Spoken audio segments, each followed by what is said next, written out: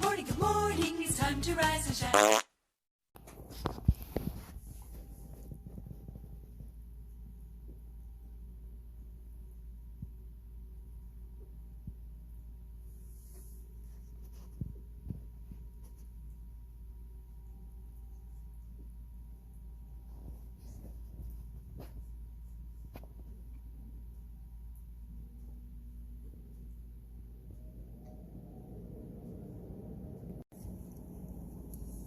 When I shines are smiling, all the world seems bright and gay.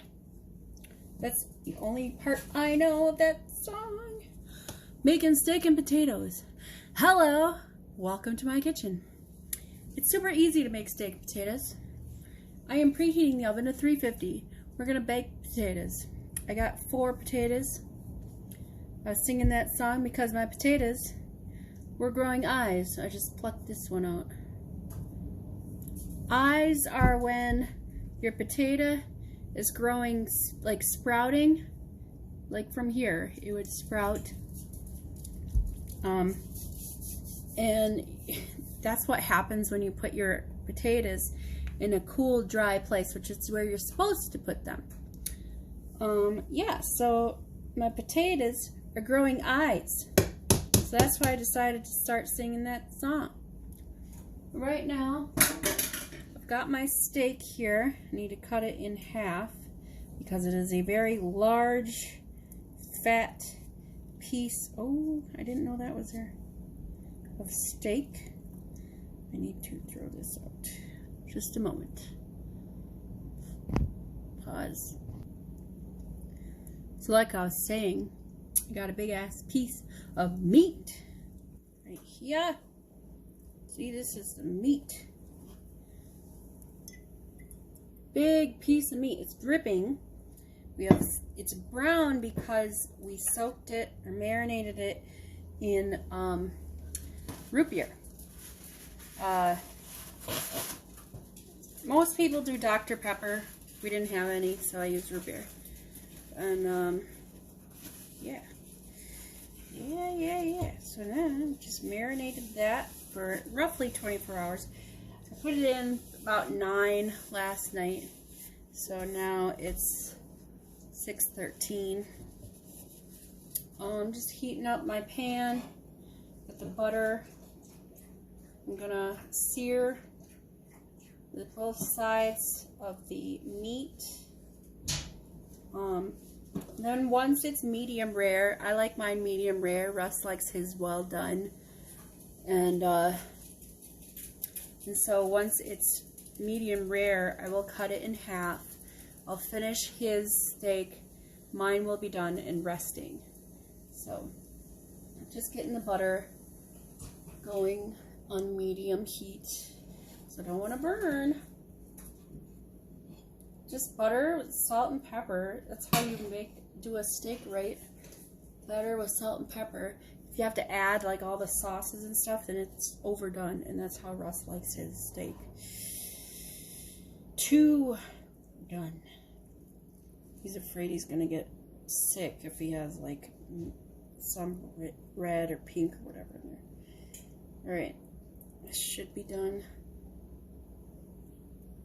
Can't tell. Well, the butter's all melted, so I think it's all done. So put my steak in the pan.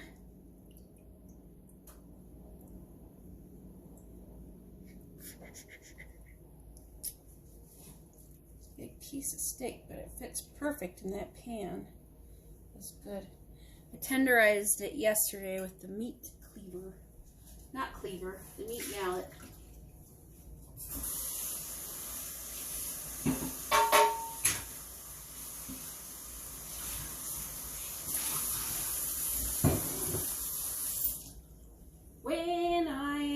Eyes are smiling. Alright, so here's what we're doing with the baked potatoes. Got my pan here. This is one of them that I had the vinegar on. It's all nice and clean. Well, it was clean anyway. So we're gonna grease this pan up with some coconut oil. Actually, I'm just gonna use regular olive oil. Yeah. Should we make some olive oil? Do the olive oil on the bottom of the pan. Just kind of drizzling that on there. Spread it around.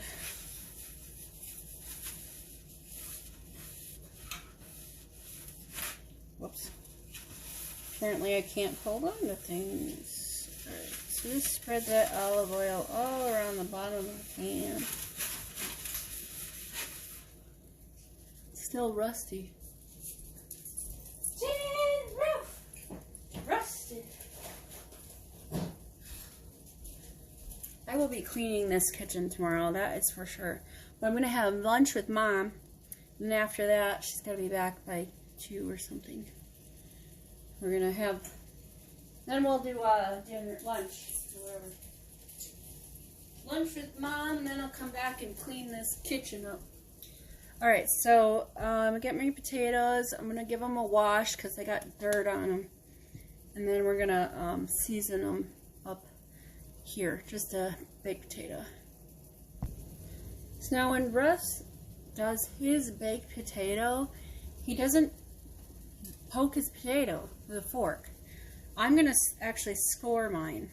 And that just means I'm going to take a knife and run it, just break this top layer of the skin like that. We're going to make a just kind of a, not a hashtag, but a one line down the middle and then a couple scratches on the top like that. That's what I'm going to do. You can do it any way you want, but this is how I'm doing it, okay? If you don't like the way I'm doing it, then don't do it this way. Also, please be careful. I'm going to end up cutting myself again. There. So that just allows for excess starch and whatever in the potato to escape, you know, off the skin. I'll keep that out. So I've got my meat over here is, yeah, so this is preheated. We're going to drizzle some more olive oil on top of the potatoes.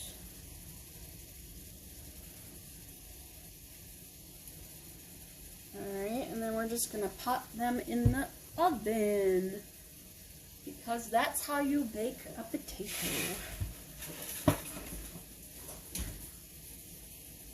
There we go. Okay, so those will bake for a while.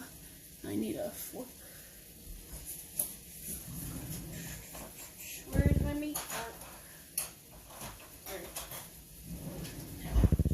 I don't want to use that. Use this. Tongs. See up my tongs. Click them. Make sure they work good. I'm just gonna flip this over. There we go. Some nice sear happening. So, once you flip it over, so you want this, you know, it's a nice sear. It's got a nice light speckled brown happening on, you know, some of the spots, just like that. That's a nice sear. In both sides, we're gonna look at that. It's not cooked. It's not medium rare. It's probably rare at the moment, and so we're gonna season with some salt and pepper. Watch out, JJ. Put this stuff away. Ugh.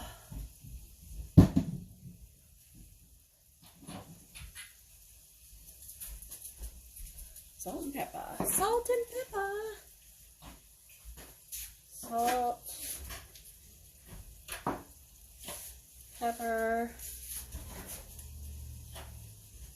Now, you could do other seasonings, like if you wanted it more garlicky, put garlic salt on it, obviously. Or you can do just seasoned salt. You can do any kind of seasonings you want. I'm just going normal over here.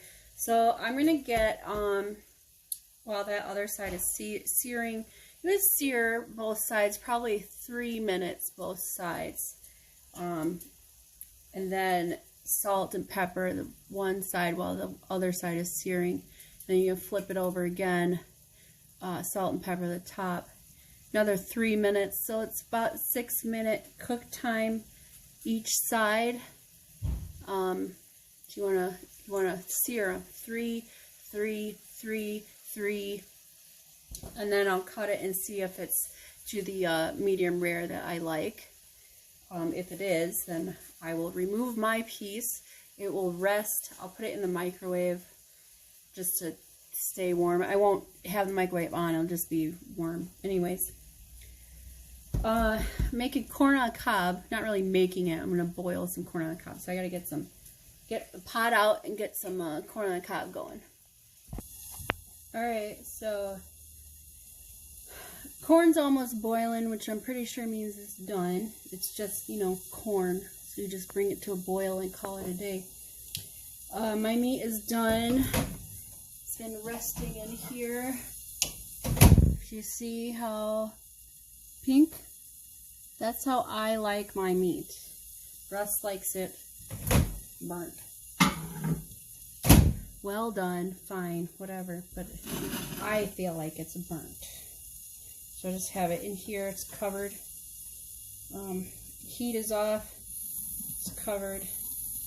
I'm gonna take the cover off and put it on the plate so it can rest. Why does meat rest? Because it just needs to relax. It just needs time to relax. That's why. Think of it like a big muscle. That's basically what it is. The heck? Seriously? Ugh. This kitchen really needs a big run through. I'm tired. I'm tired, okay?